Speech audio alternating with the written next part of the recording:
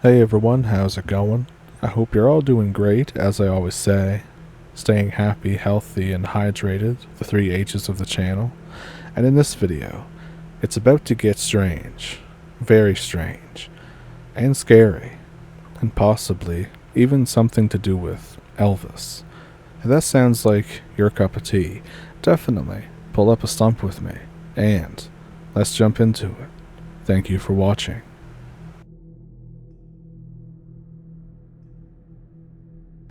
I've told this story to a lot of people before, but here we go anyways. I went camping in Oregon.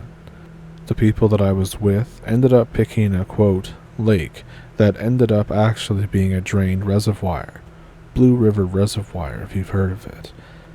It ended up being very interesting, given that it was drained long enough for small plants to grow in the lake bed. We cleaned up a fire pit that had druggy trash around it. A lot of it was inexplicably pristine, given that there was stuff which dated the mess to about 6 months prior. Magazines, sell-by dates on food cartons and wrappers and stuff. Other than this, we had a pretty mundane first day. The second day, we did some exploring in the reservoir basin. We found some pretty cool natural stuff. The second night, around 2 a.m., we both wake up to the sound of 3 or more people giggling. The next morning we both realized that we let food around the pit, but there were no bugs or insect activity, which really weirded us out, considering where we were. We spent the rest of the day doing sibling bonding activities basically, particularly painting. While doing so, we both notice something shuffle out of the trees. Someone in literally a bog standard Elvis costume came out from the ridgeline, and this Elvis thing slowly walked down toward a stream of sorts that was made by the running water still present at the reservoir. He then falls head first into it and vanishes. This is impossible because this river is maybe 2 feet deep at best and very clear. We both tried to search for him, but nothing ever turned up. So that's my Elvis experience in Oregon. Not super scary, but for us, it was.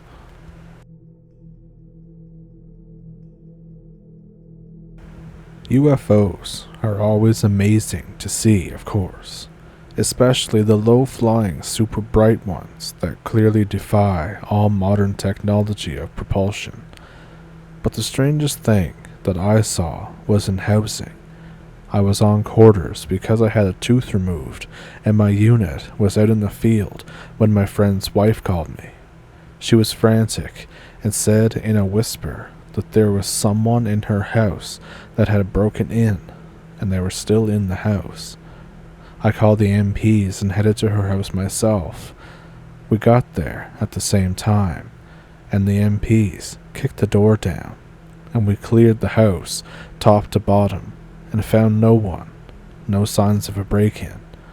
She came out of the master bedroom where she had locked herself in, and we all came outside to get her story about what had happened. She said that she was getting ready to go to sleep when she heard someone sprinting all over the house, up and down the stairs, everywhere except her room. As we're standing outside the front door, the house is open and all the lights are on, when suddenly all the lights in the house go off simultaneously, and we hear the super heavy footsteps sprint up the stairs, and we hear the door of the master bedroom slam shut. The MPs and I run inside the house to get the guy, but when we got to the room, there was nobody there. We cleared the house again, but found nothing at all.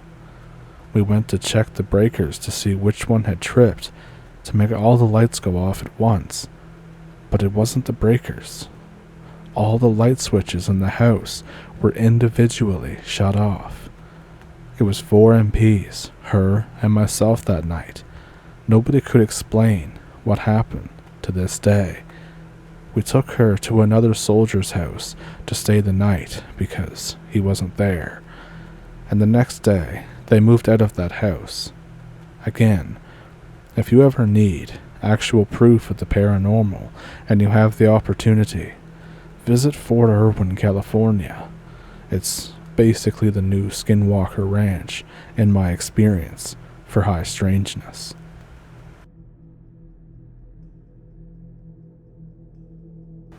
This is something that happened to my grandfather. It was in the mid to late 1970s. He was delivering oil to gas stations in nearby towns, and he was on the return trip. This was somewhere around midnight to 2 a.m. or so. There was nobody on the road except for him and his truck. He looks at the moon for a brief moment, and then sees something at the corner of his eyes. He hits the brakes, swearing to himself. He's thinking that it was probably a stupid cattle that got loose, but it was no cow. Standing in front of him was a 3-meter tall man, looking him dead in the eye, over the top of the engine of his rig. This was in the middle of the road. He was wearing a brownish suit and a hat. The skin was ghostly white. Both of them stared at each other for a good 10 seconds. The man looks at the other side of the road and then continues walking as if this was just a minor inconvenience to him. And then he gets lost in the dark somewhere. My grandpa continues driving, obviously scared shitless. This one always stuck with me. My grandpa was a truck driver and an avid believer of aliens and conspiracy theories. I never got the chance to meet him because he died just the year before I was born. Both my mom and my grandma assured me that this tale was very real and that he always talked about it given the chance.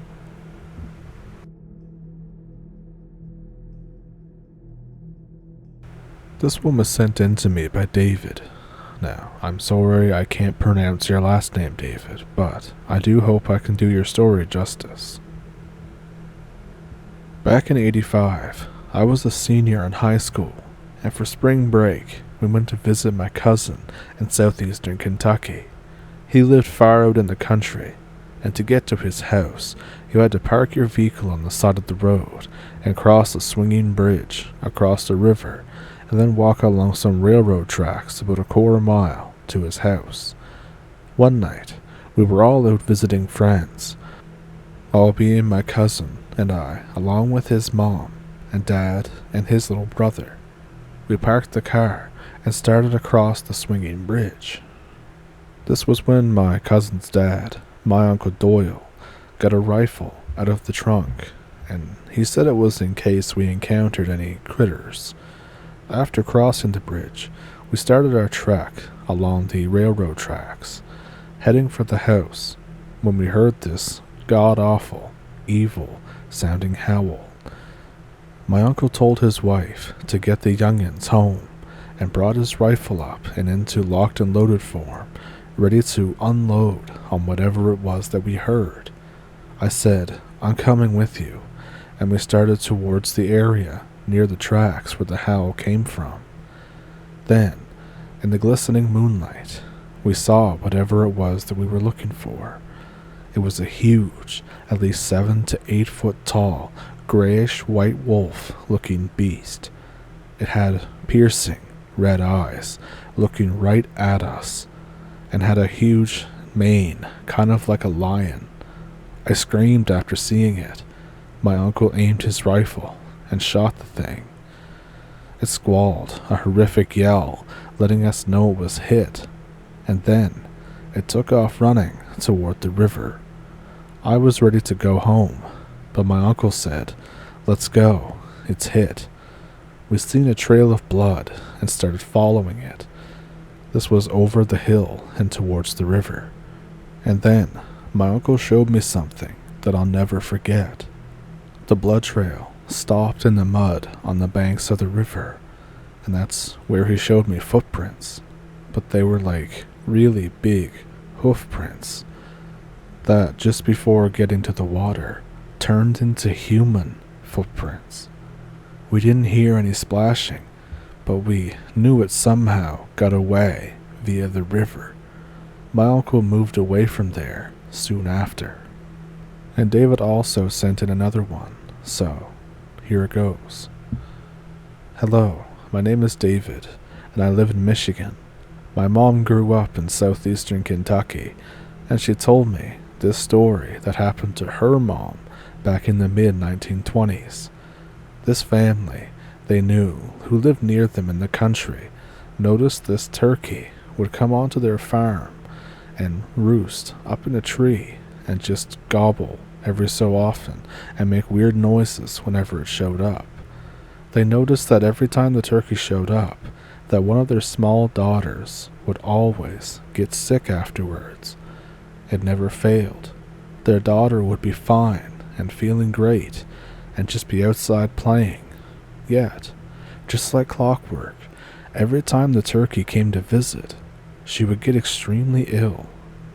The father said that he thought the turkey was a witch and grew tired of it coming around, then seeing his daughter and his daughter getting sick.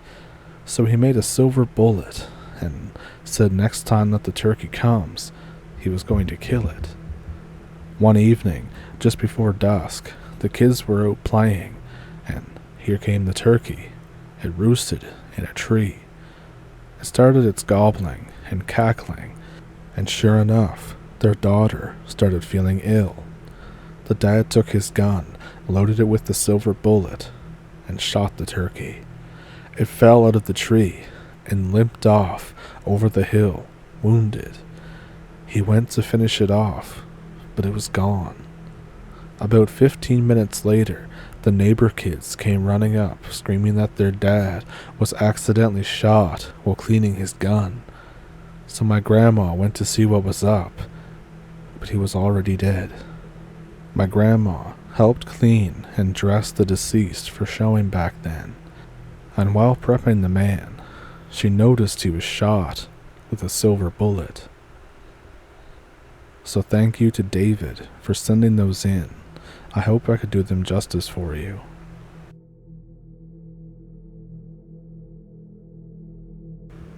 Until I was 16, I lived in the middle of nowhere in rural Arkansas. There was nothing but fields for miles and miles on each end. This is save for the highway that was about 2 miles from my location. To the west, which faced the front of my home, was a large patch of woods. Other than that, there was a long road that ran to the house and connected to another road a few miles away. For the most part, living in the middle of nowhere is quite serene. There's no one to bother you, and you're free to do basically whatever you want. However, around the age of 13, I began to dislike living there. From as young as 8, I would hear strange noises at night. Mainly, it was the sound of a car door slamming shut, and it would repeat. I would just keep hearing the most vague sound of a car door shutting. As I grew older, the sounds turned into strange thumps and other various sounds. Now I know that it could have easily been a wild animal outside, as it was quite common, considering that we threw our leftover food out. But there were nights when it was something else, something inhuman, I think. I can remember my first definite encounter with something paranormal. When I was 12 years old at the time, it was about 2 a.m. I was pulling an all-nighter, watching TV, playing video games. While I was in the middle of playing a game, I'm pretty sure the game was Driver, if you're wondering, the power went out. Now, most kids would probably flip their shit at this, but this was common for me. Many of the rural power poles and lines are quite old. Some have been there for over 40 years, It was windy outside, so I imagined that a line got knocked loose. It would come back on soon, and if it didn't, we could call the power company tomorrow. Anyways, I sat there in the dark, reading a book with what little light I had. I decided to look outside and see how bad the trees were blowing. I looked outside toward the woods, and I saw something strange. I saw small, white lights slowly traveling along the edge of the woods. At first, I figured they could have been raccoon hunters or something, but I noticed that they were moving awfully fast for them to be human. There were about 5 of them. They all moved from east to west, keeping an equal distance apart from each other. Suddenly, they all met up together, and slowly they began to lift upon each other and connect, forming a vertical white line of light. It sat there for maybe a minute and a half before just completely disappearing. I was amazed. I never told my mom about this, as she wouldn't have believed me. I told myself that it was just hunters, or my imagination. And then let's fast forward to about a month later. The incident with the lines had been forgotten. It was a Tuesday night, about 1 a.m. I believe, and I couldn't sleep, so I stayed up and watched television. All of a sudden, I heard a loud thump against the outside wall. I assumed that it was a possum or a raccoon trying to climb the wall or something. So I went into the other room and grabbed the .22 rifle. I opened the front door and poked my head out to the outside of the wall of the house. There was nothing. I stepped outside and I scanned around the front yard for a bit, but I didn't see anything there either. I figured that whatever it was had escaped, and I would just get it another time. I turned around and then took a glimpse at the fields west to the house in front of the woods, and that's when I saw perhaps the scariest thing in my young life. In the dim light of the moon, I saw maybe a dozen black figures standing in the field. I would say that they were approximately 50 yards away. They were scattered within about a 50-foot diameter and in random places. They just stood there, and judging by the shapes of the silhouettes, they were looking directly at me. Naturally, I flipped my shit and I ran inside. I woke my mom up and told her what had happened. She was pissed off from being waken up for such a, quote, ridiculous reason. She stormed to the front door with me and opened it without hesitation. And they were still there, except they had advanced maybe 50 feet from the time that I had first seen them. I noticed that some of the ones up front had become slightly visible by the security light that we had at the edge of our property. I noticed something horrible. Their skin was completely black, a dark, rotten black, dried up and shrivelly looking skin. I noticed that their eyes glowed with a dull yellow color. My mom and I ran inside. We bolted the door. Then we called the sheriff's department. After the longest 30 minutes of my life, they arrived with 2 patrol cars. We heard a knock on the door, and my mother hesitantly opened it. The officer stated that they searched around the property and shot in spotlights in the fields.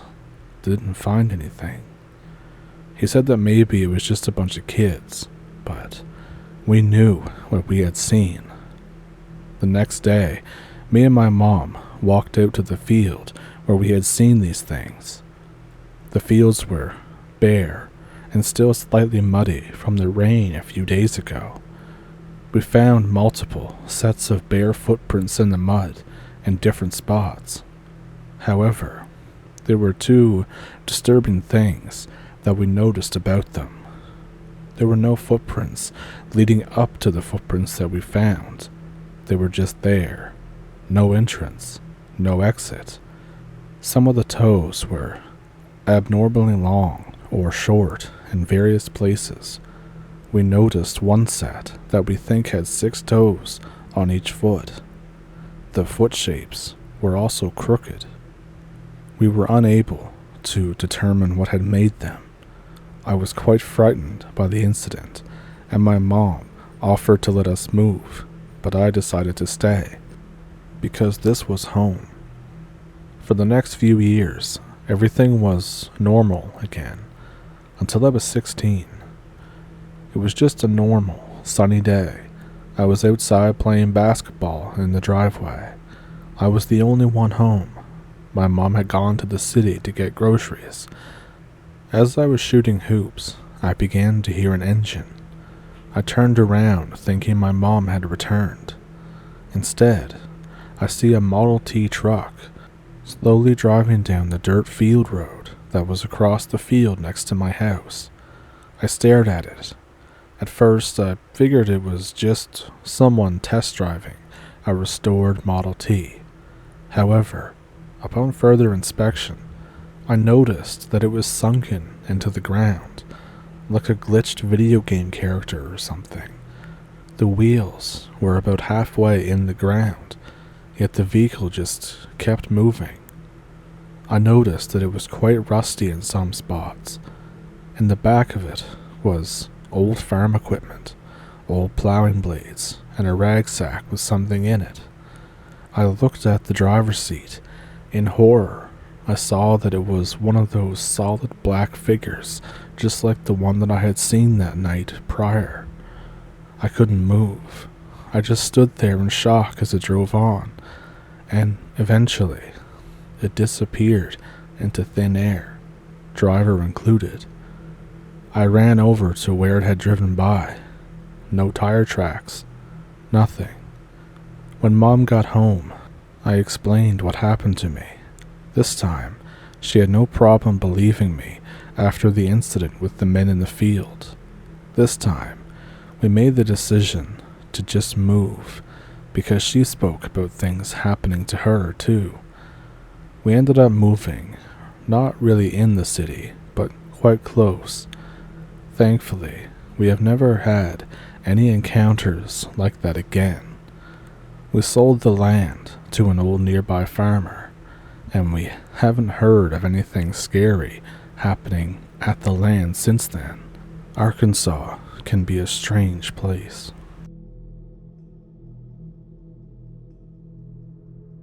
So, what'd you think of those? I thought they were pretty strange myself, but what did you think? Let me know which one was your favorite one down in the comments. Do you have one of your own? I have an email in the description below that you can send them to if you'd like to. In the description as well is a link to a PayPal and a Patreon if you would like to donate to the channel that way. There's also super thanks as well. And while recording this video, it reminded me of a story that someone had told me about 6 or 7 years ago. Now, it's not going to be as scary as a lot of these, because when you read a lot about supernatural stuff or cryptids and all that, it can be a little desensitizing to just hear a regular ghost encounter. But for a lot of people, those are terrifying too. So anyways, this guy was working in the southwestern US. I don't know exactly where, but it was somewhere where there's a lot of desert. So anyways, I don't even know what they were building there either. If I ever see him again, I'm gonna ask him, because now I'm curious. But he said every night they were there, and I don't know how many days they were there, but you could look out into the desert, and you'd constantly see people, like, walking into nothing and disappearing.